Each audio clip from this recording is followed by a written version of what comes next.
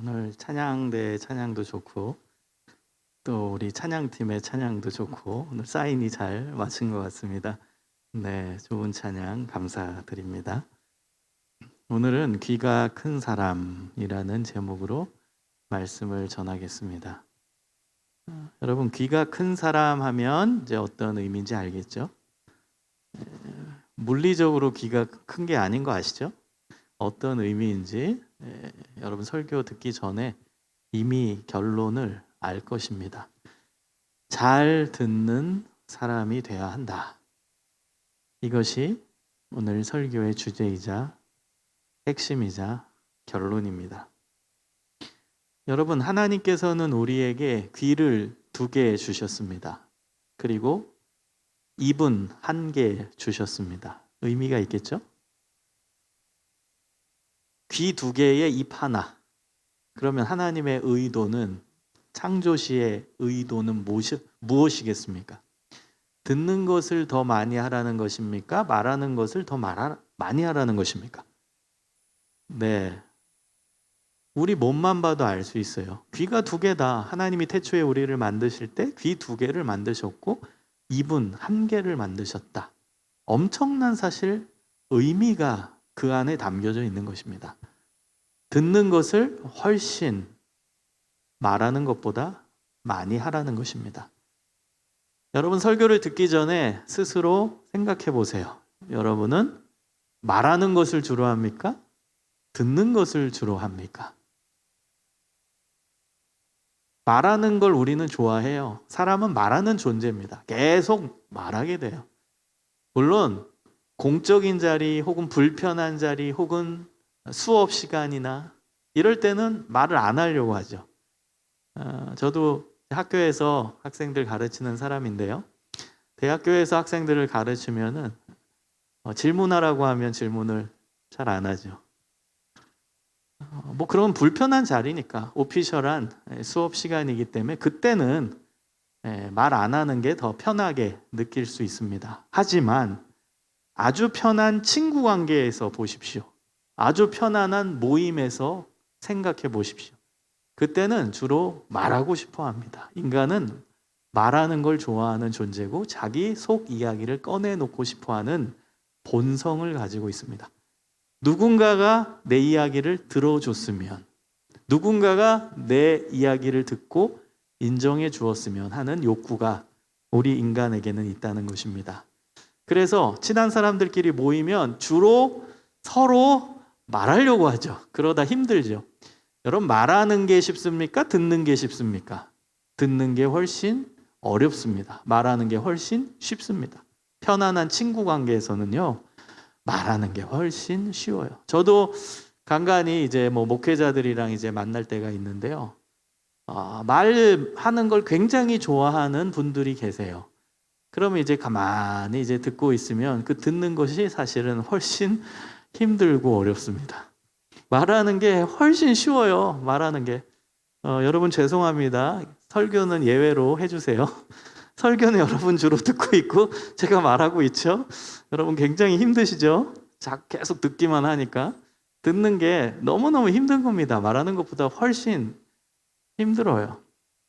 근데 우리 인간은 말하기를 좋아하는 속성을 가지고 있어요. 말하고 싶어 해요. 그런데 오늘 본문에서 야고보 사도는 뭐라고 이야기하냐? 말하는 것보다 듣는 것을 더 속히 하고 더 자주 하고 더 빨리 하고 더 열심히 하라. 이것을 이야기한 것입니다. 여러분, 야고보서는요, 우리 삶에, 우리의 신앙에 실제적인 실천거리들을 제공해 주는 책입니다. 믿음이 있다면 이런 삶을 살아야 한다. 너희가 믿음이 있는 자냐? 그럼 믿음에 걸맞는 생활을 해라. 이 생활 실천들을 여러 가지를 얘기합니다. 야고보서 여러분 귀하게 보십시오. 야고보서 구절들은 한 구절 한 구절 여러분이 읽고 묵상하면서 여러분의 삶에서, 우리의 삶에서 실천해야 돼요. 야고보서는 실천서예요. 믿음이 있는 자는 이런 삶을 반드시 살아야 한다. 그 실천에 관련된 내용을 담고 있는 책이 야고보서입니다. 그 실천의 제일 중요한 실천 중에 하나가 바로 잘 들어라입니다. 잘 들어라. 듣는 신앙인이 되어라. 이것이 야고보 사도가 하나님의 말씀을 대언해서 우리에게 알려주고 있는 것입니다. 여러분, 성경을 보면요, 들으라라는 구절이 많이 나와요. 그래서 성경 전체를 조망해 봤을 때 들으라의 이 내용을 한 3가지로 저는 요약해 볼 수 있다고 찾았습니다. 첫 번째는 하나님의 말씀을 들으라입니다. 하나님의 말씀을 들으라. 여러분, 신명기서 6장 4절 이하에 보면은 들으라 구절이 나와요. 소위 그것을 히브리어로 쉐마라고 하거든요. 쉐마 이스라엘, 쉐마 이스라엘 이런 발음인데요. 쉐마 이스라엘, 들으라 이스라엘. 신명기 6장의 내용, 6장 4절의 내용입니다. 그리고 쭉 뭘 들어야 되는지에 대한 내용들이 그 뒤에 언급됩니다. 여러분, 이스라엘 사람들이 가장 중요하게 생각하는 구절이 신명기서 6장 4절 이하의 구절입니다. 이 구절은 이스라엘 사람들이 목숨처럼 지키고 있는 구절이에요. 여러분, 한번 찾아볼래요? 너무나 중요한 구절인데 우리가 그냥 넘어갈 수 없을 것 같아요. 신명기서 6장 4절 한번 찾아보세요. 앞부분으로 가시면 돼요. 민수기 신명기입니다. 신명기 6장. 자, 2구절만 읽어볼게요. 4절, 5절 말씀만 읽어보겠습니다. 그 5절 이하는 구체적으로 어떻게 이걸 실천할지에 대한 내용들이 나오는 것인데요. 핵심 내용은 신명기 6장 4절, 5절입니다. 우리가 다 아는 말씀이에요. 자, 읽어보겠습니다. 시작. 이스라엘아 들으라. 우리 하나님 여호와는 오직 유일한 여호와이시니 너는 마음을 다하고 뜻을 다하고 힘을 다하여 내 하나님 여호와를 사랑하라. 들어야 돼요. 원문에는 이스라엘아 들으라가 아니라 들으라 이스라엘임. 명령형으로 들으라. 이게 쉐마예요. 쉐마 이스라엘 이렇게 나와요. 들으라 이스라엘아. 뭘 들으라? 우리 하나님 한 분이신 하나님이다. 내 마음, 뜻, 힘. 이게 전인격입니다. 너의 전인격을 다해서 하나님을 사랑해라. 이게 우리가 들어야 할 내용이라는 겁니다. 이게 구약의 핵심적인 구절이고 핵심되는 내용이고 우리가 들어야 할 내용입니다. 그런데요, 여러분, 히브리어에서 쉐마라는 단어는 동의어가 뭐냐? 순종하다라는 단어입니다. 듣다 곧 순종하다입니다. 무조건이에요. 여러분, 우리 한국말에서는 뭐 듣다와 순종하다가 뭐 매치가 될 때도 있고 아닐 때도 있죠. 그런데 예를 들어서 너 엄마 말 들어야지. 그건 엄마 말 순종해야지 이런 뜻이죠. 우리 문화권에서도 순종하다의 개념이 있을 때 케이스가 있어요. 너 아빠 말 들어야지. 그럼 아빠 말 순종해야지 이런 뜻이에요. 근데 이스라엘어에서 히브리어에서 듣다라는 단어는 동의어가 순종하답니다. 모든 영역에서. 그래서 듣다라는 말을 함부로 쓰지 않아요. 이스라엘 문화권에서는. 너 들어? 그거는 너 내 말 순종해 이런 뜻이거든. 친구한테도 너 들어? 그거는 너 순종해야 돼 나한테 이런 의미예요. 그러니까 함부로 사용할 수 없는 단어예요. 순종하다라는 단어입니다. 여러분, 성경에서 들으라 했을 때에 뭘 들어야 되냐? 하나님을 사랑하라. 이 메시지를 들어야 돼요. 곧 그 메시지를 순종해야 돼요.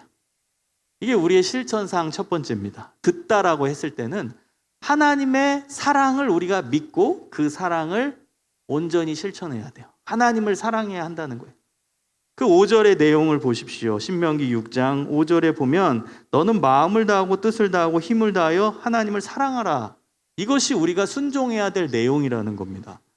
우리가 듣는 내용, 그리고 우리가 순종해야 되는 내용, 하나님을 모든 걸 다해서 사랑하래요.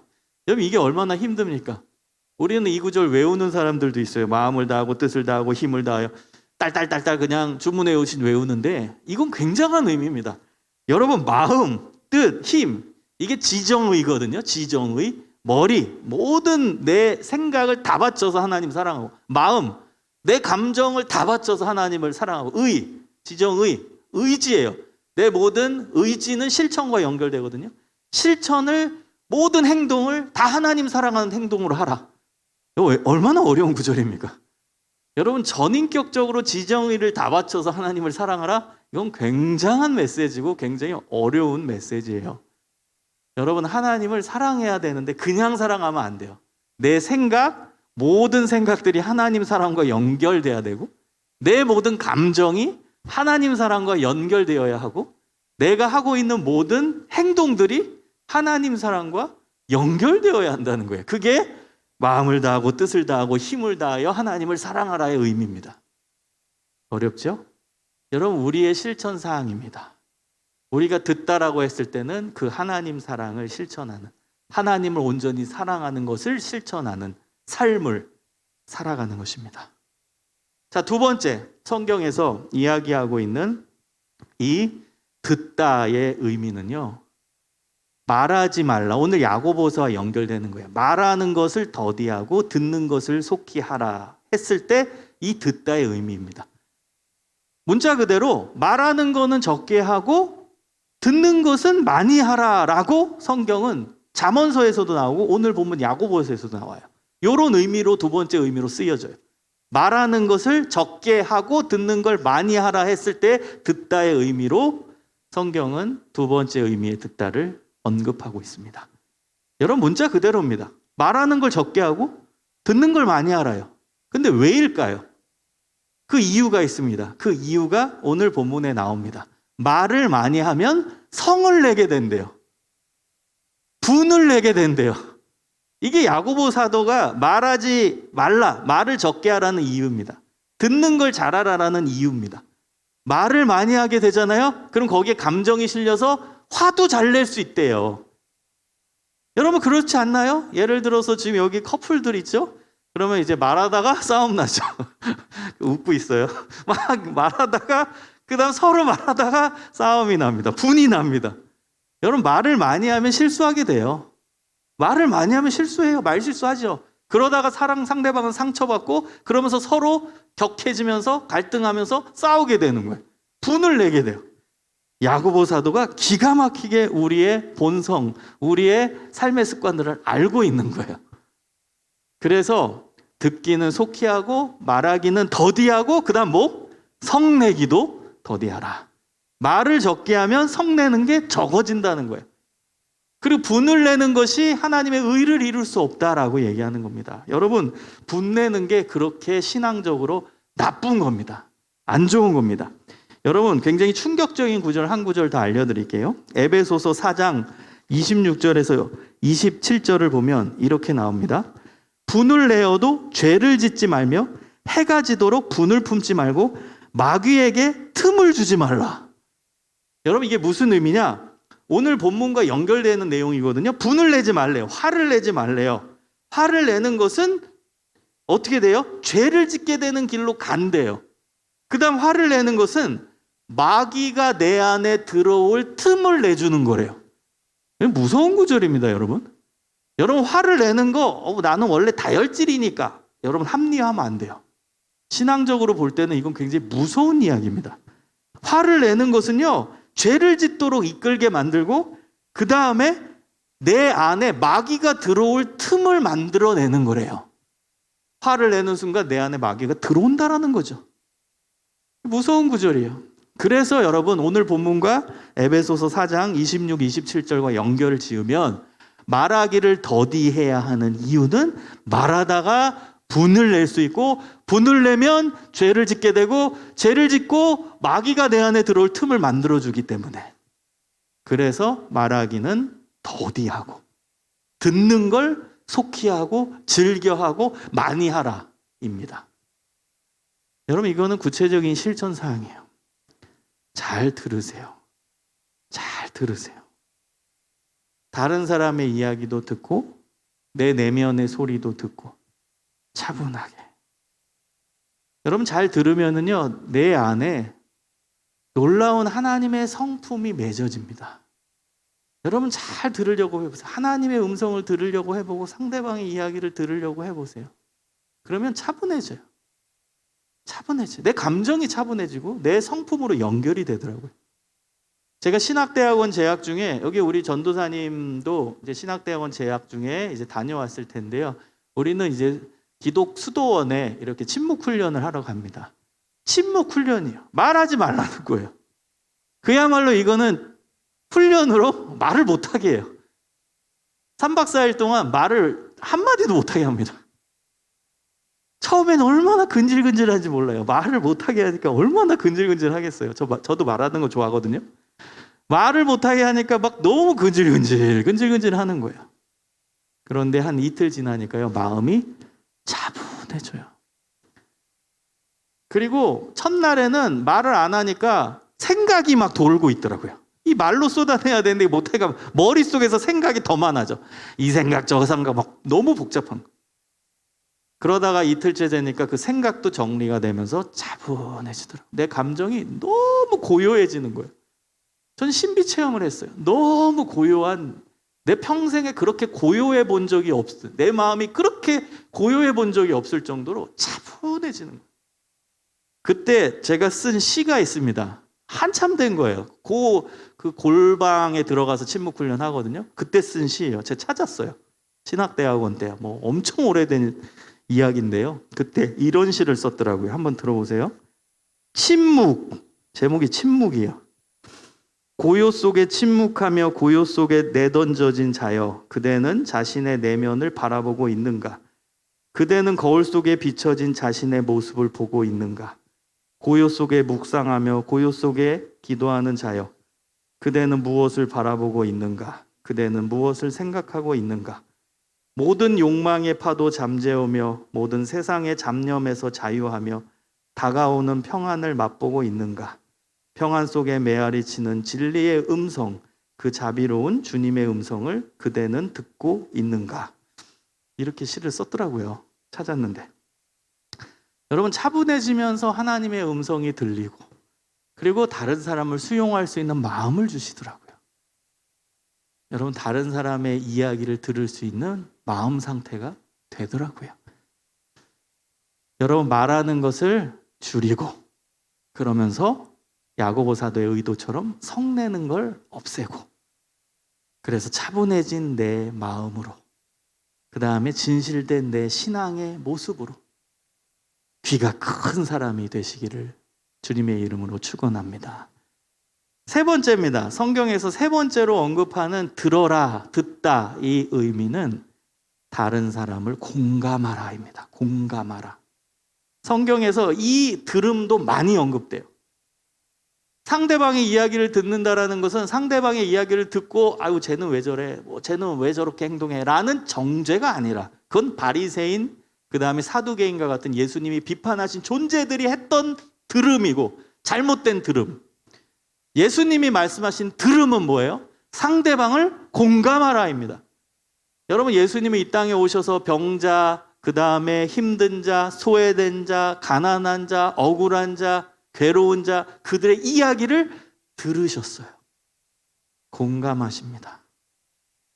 여러분, 공감이라는 단어의 의미는요, 감정과 상황을 내 것으로 만들다. 이게 공감의 의미입니다.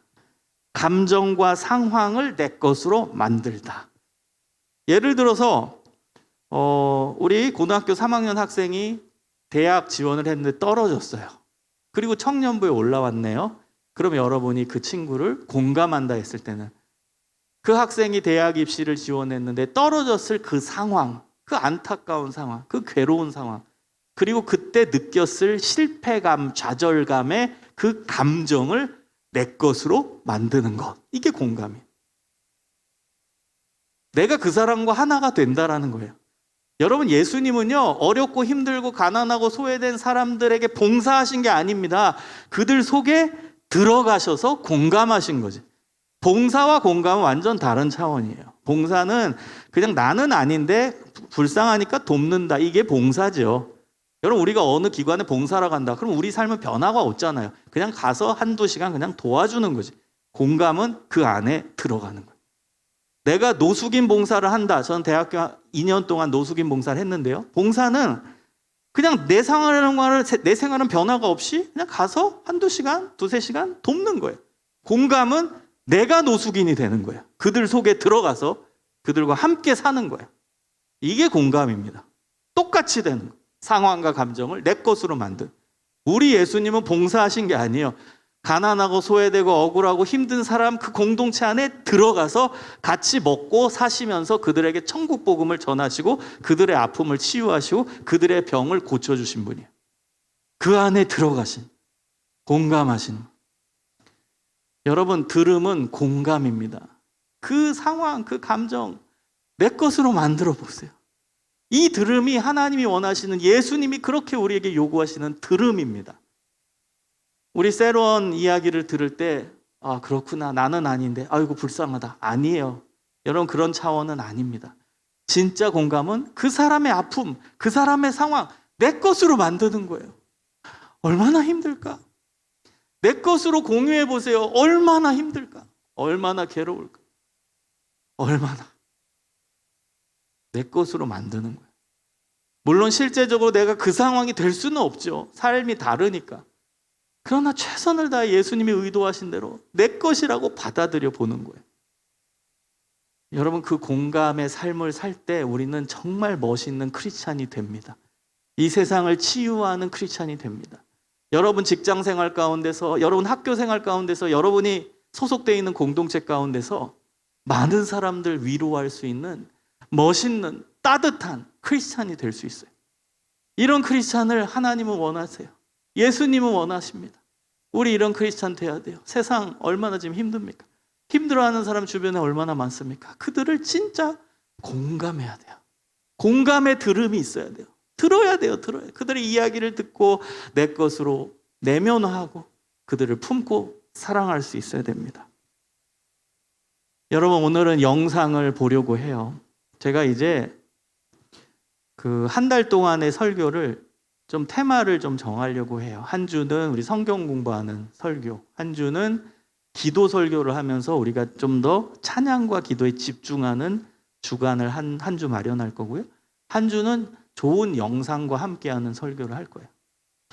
여러분, 기도하고 볼 영상은 어떤 영상이냐? 여러분, 우리나라 최초의 여성들을 위한 병원이 있습니다.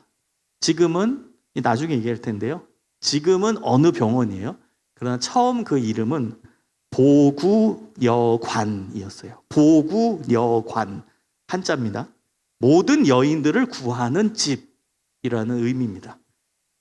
여러분, 이화여자대학교의 이제 전신이 이화학당이거든요. 이화학당을 만드신 분이 메리 스크랜튼 선교사입니다.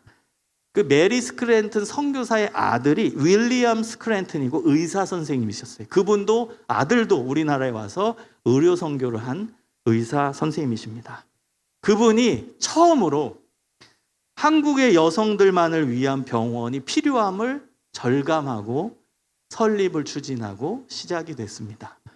여러분, 당시에 우리나라는 처음에 초창기에 조선 말기에 그때는요, 남자와 여성이 완전히 구별된, 어찌 보면은 이제 차별 사회였잖아요. 그래서 여성들이 병원을 못 가는 거예요.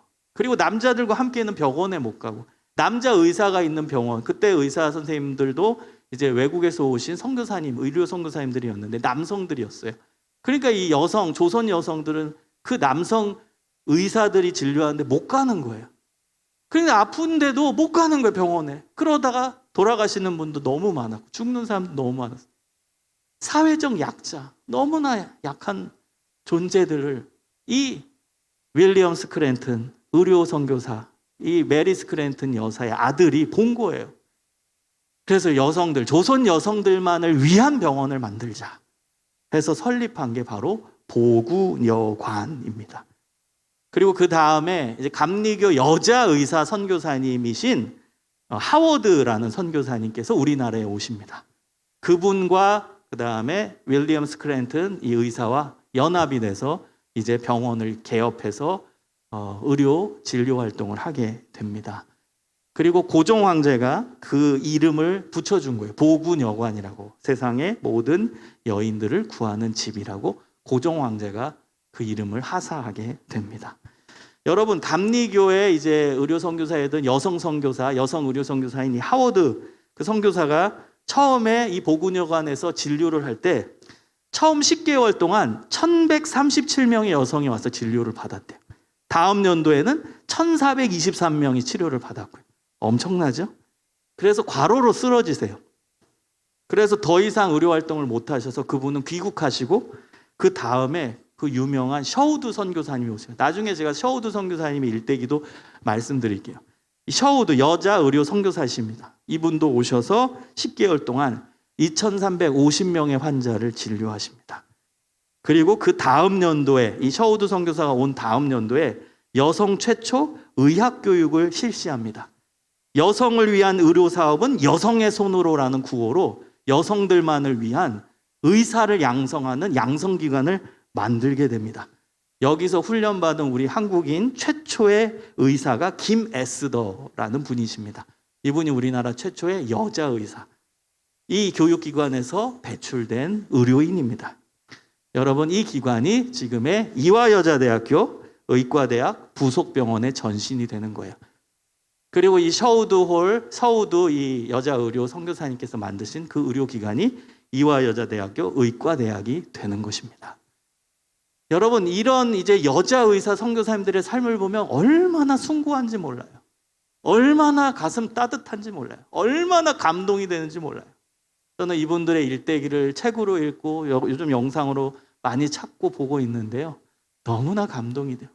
이분들이야말로 진짜 드릅을 잘했던 분이에요.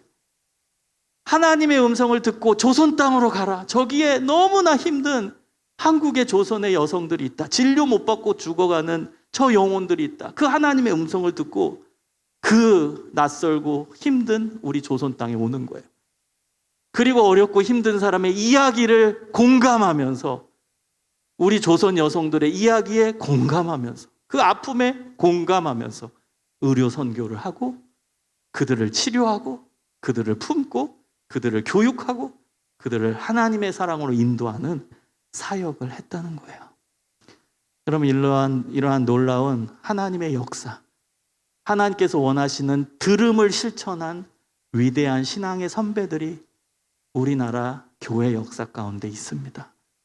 여러분, 우리도 듣고 보면서 깨닫고 우리도 하나님의 음성을 잘 듣고 순종하고 그리고 하나님께서 주시는 마음의 평안함, 분노가 아닌 평안과 자애로운 마음과 지혜로운 마음과 베푸는 마음으로 채우고 그리고 다른 사람의 이야기를 공감할 줄 아는 참된 크리스찬들이 되시기를 주님의 이름으로 축원합니다. 우리 다 같이 기도하겠습니다. 하나님 감사합니다. 하나님께서 원하시는 들음, 하나님의 음성을 듣고 순종하고 내 내면이 하나님 기뻐하시는 성품으로 채워지고 다른 사람의 이야기를 들으면서 공감할 줄 아는 예수님 닮은 사람들 되게 하여 주시옵소서. 하나님, 우리나라 역사 가운데 놀라운 하나님의 들음을 듣고 오신 위대한 신앙의 선배들이 있습니다. 선교사님들의 헌신이 있습니다. 그분들의 삶을 보면서 우리도 그런 아름다운 삶, 하나님 기뻐하시는 삶, 들음의 삶을 살 수 있게 하여 주시옵소서. 감사드리오며 예수님 이름으로 간절히 기도합니다. 아멘.